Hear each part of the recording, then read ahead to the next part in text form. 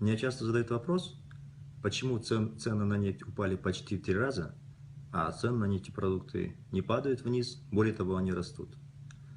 Для того, чтобы ответить на этот вопрос, нужно понимать, как формируется рынок нефтепродуктов в Казахстане. В Казахстане 3 нефтеперерабатывающих завода. Это Шымкентский нефтеперерабатывающий завод, Павлодарский и Атырауский нефтеперерабатывающие заводы.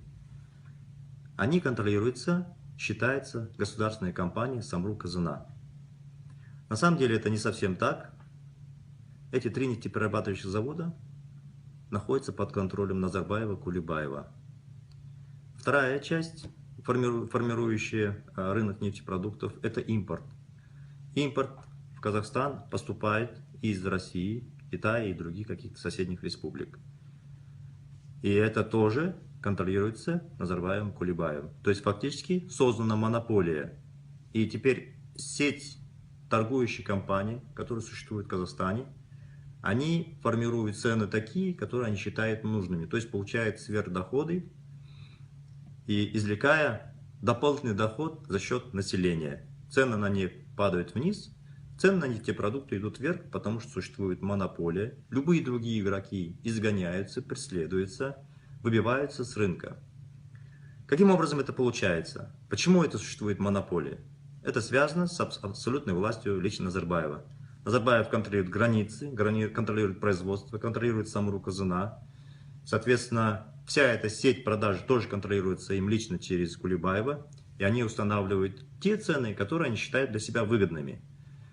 Когда эта семейная группа теряет доходы от экспорта нефти, а цены на нефть сейчас упали, то свои потери они компенсируют ростом цен на нефтепродукты. Что такое нефтепродукты? Это бензин, это дизельное топливо, это мазут, это печное топливо. Это все контролируется этой семьей. Как устроено это в мире?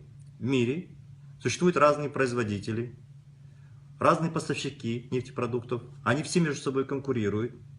И это приводит к тому, что цена формируется рыночная, адекватная. Или если цены, например, на нефть падают, то автоматически происходит падение цен на нефтепродукты. Чего нет у нас в Казахстане.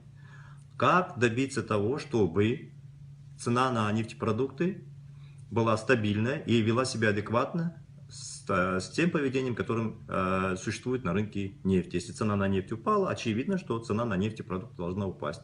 Нам нужно разрушить экономическую монополию одной семьи. Эту экономическую монополию семьи можно разрушить только разрушив монополию на политическую власть. Монополию одной семьи. Разрушив монополию на власть семьи Назарбаева и лично самого Назарбаева, мы создадим рыночную среду, конкуренцию, тогда цены на нефть, нефтепродукты будут рыночными, и цены на нефтепродукты будут падать, как падает цена на нефть. Вот, собственно, простой ответ.